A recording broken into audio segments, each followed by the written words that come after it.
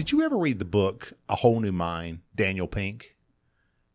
That sounds familiar. It's maybe 10 years ago. It's like one of those things. I wouldn't read the book, but it's certainly worth like Googling. The reason I wouldn't read the book isn't because it wasn't great. It was phenomenal. Mm-hmm. But so much of it has already happened that it would probably make sense just to like. Oh, since he wrote it? Oh, yeah. Oh, yeah.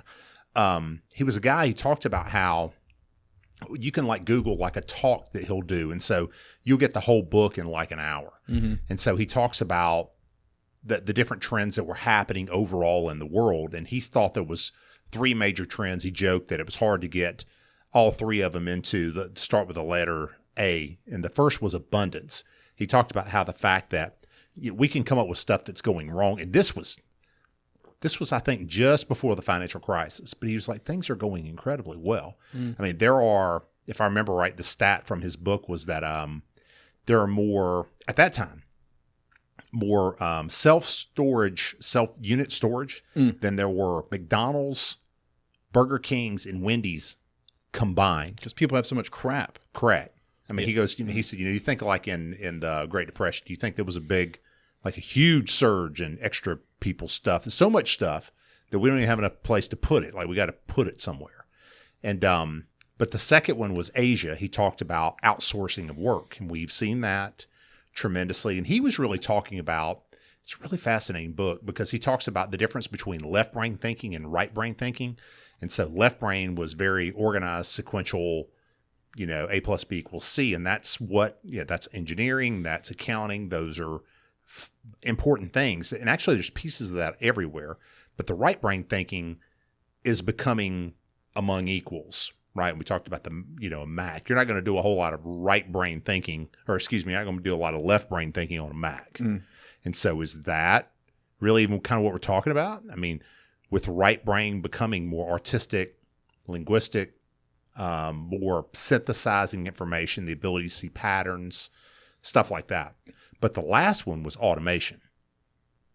I think we're just starting to see that one. Yeah. And now there's a lot of it that's happening. And I know we have artificial intelligence department that's done some interesting things, but we know we're just scratching the surface about what does that look like in a few years from now even?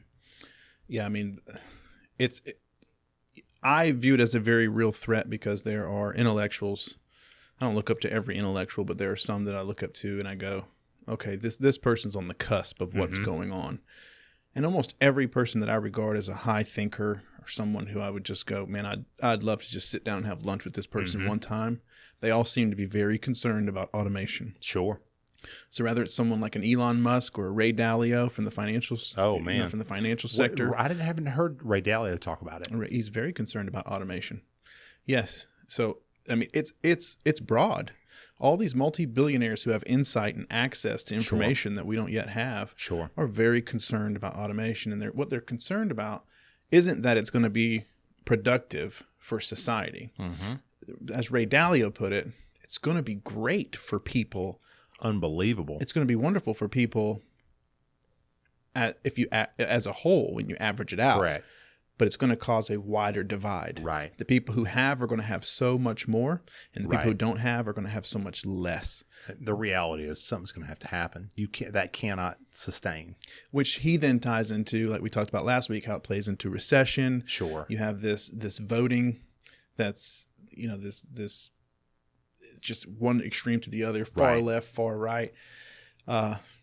And something that I hadn't contemplated, I was thinking about last week, is automation going to take out more entry-level jobs or more advanced jobs? I think more entry-level jobs. I think the simpler the task, the quicker automation can do it. Right. I'm not picking on anyone or anything when I say this, but when I went to McDonald's the other day, there was one employee working behind the counter and people were typing everything in a kiosk already. Right. How long before a robot is the person that grabs the bag and puts it on the counter? Totally. And through facial recognition, they know that was you and so on and so forth. And it's then like the whole thing they said that the company of the future will have one employee and one dog.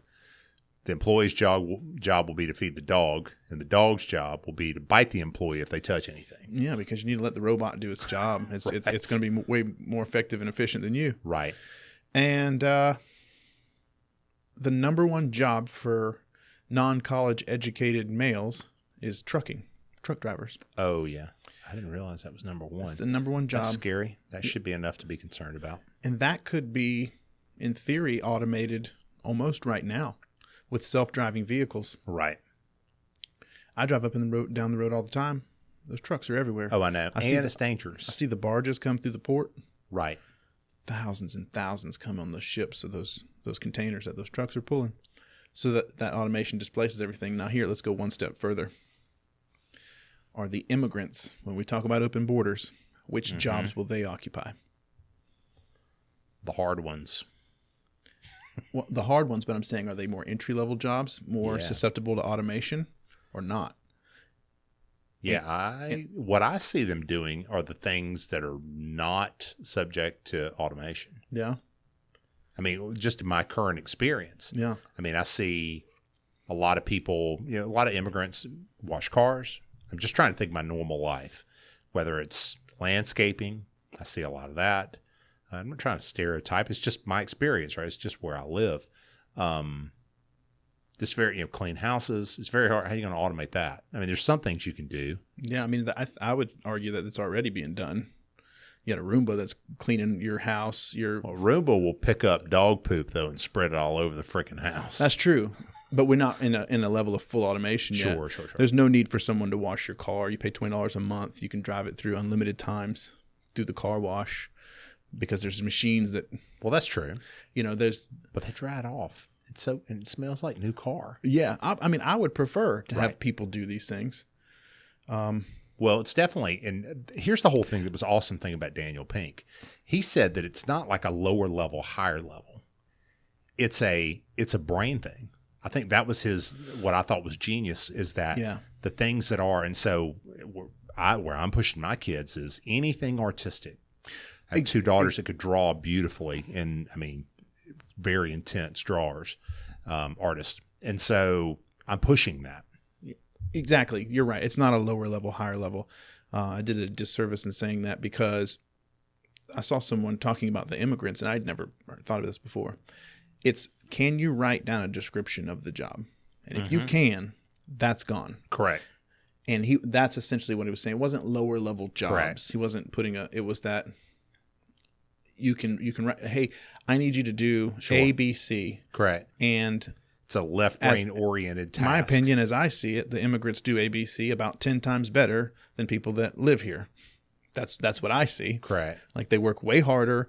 They're way more efficient. Right. Way more dependent. That's my opinion, based on what I've seen. Based on your experience. Based on my experience, which is limited. They do a jam up job. Right. But it can be just so no matter who's fulfilling the job. Right. Let's not even talk about immigrants. Someone who's even like produce picking can be automated. Yeah. So it was essentially, he said, if you can write down what you do every day, you need to be paying attention and you need to develop skills that you. Again, like you said, it's very hard to do the arts. Right. It's very hard to say, okay, today I'm going to create value that didn't exist this morning through this new thing, and I'm going to create a new product. I'm going to innovate. I'm going to do all these things. Very hard to automate that. Yeah, but at the same time, like for society as a whole, on the far end of it, you imagine a world where we're transitioned to that. That's a great place to live. I mean, it's a great place to live to where you're not having to do. If the vast majority of people are not having to do lots of that stuff, if traffic was fully organized and like optimized for everyone to get to the best place possible. I'm like, personally, I am for taxing whatever you want to do in terms of a tax. I'm not for taxes except for roads. Whatever you want to do. How much money do you want to go? Let's do it all. Yeah. Like let's double the price of gas tomorrow.